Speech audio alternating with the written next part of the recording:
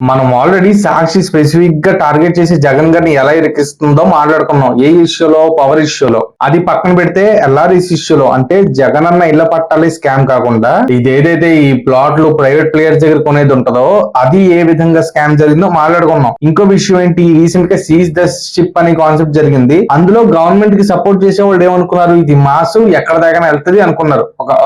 వాళ్ళు ఒక ఫామ్ లో ఉన్నారు. గవర్నమెంట్ కి అగేన్స్ట్ గా ఉన్న వాళ్ళు ఏమనుకున్నారు, ఇదంతా డ్రామా, పెద్ద విషయం జరిగేదేం ఉండదు అని అనుకున్నారు. బట్ నేనేమనుకున్నా, ఆ ఇష్యూ జరిగింది, అది వీళ్ళు అనుకున్నట్టు అంత స్పీడ్ గా యాక్షన్స్ ఉంటుందా అంటే అంత స్పీడ్ గా ఉండకపోవచ్చు, బట్ ఇష్యూ ముందుకైతే వెళ్తుందైతే అనుకున్నా. అయితే ఈ రీసెంట్ గా ఒక 2-3 రోజుల క్రితం అప్డేట్ ఏంటి అంటే, అరబిందో ఫార్మాకి ఆ 500 crores ఎలా వచ్చాయని చెప్పి ఈడీ ఎంక్వైరీకి ఇనిషియేట్ చేసింది సిఐడి. సో కాకినాడలో జరిగిన ఇష్యూ ఏదైతే ఉందో, పవన్ కళ్యాణ్ అక్కడ చేసిన కాన్సెప్ట్ ఏదైతే ఉందో, చాలా మంది డ్రామా అనుకున్నారు. కాకపోతే రియాలిటీలో స్టేట్ గవర్నమెంట్ ఎవరికైనా గ్రూప్ ఆఫ్ పీపుల్ కో లేదా ఒక పొలిటికల్ పార్టీకో, జగన్ గారికో లేకపోతే అరవిందో గ్రూప్ కో భయపెడదాం అనుకుంటే అక్కడ దాకా వెళ్ళి చేయరు, స్టేట్ వరకు ఉంచుతారు. ఎందుకంటే భయపెట్టి వాళ్ళని లోపరుచుకుందాం అనుకుంటే స్టేట్ దాకా ఉంచేస్తారు ఆ ఇష్యూ. కానీ అక్కడ సెంటర్ ఇన్వాల్వ్ అవుతుంది, వేరే కంట్రీస్ ఇన్వాల్వ్ అవుతాయి, వేరే స్టేట్స్ ఇన్వాల్వ్ అవుతాయి. సో ఒక గవర్నమెంట్ ఒక 300 కోట్లు 100 కోట్లకో 500 కోట్లకో గవర్నమెంట్ యొక్క రెప్యుటేషన్ పాడు చేసుకోదు. డిప్యూటీ సీఎం స్థాయిలో అక్కడ హడావిడి కూడా జరగదు. అక్కడ కాజ్ ఉంది కాబట్టి ఇష్యూ జరిగింది. అండ్ ఇంకోటి ఏంటి, ఇప్పుడు స్టేట్ గవర్నమెంట్ అది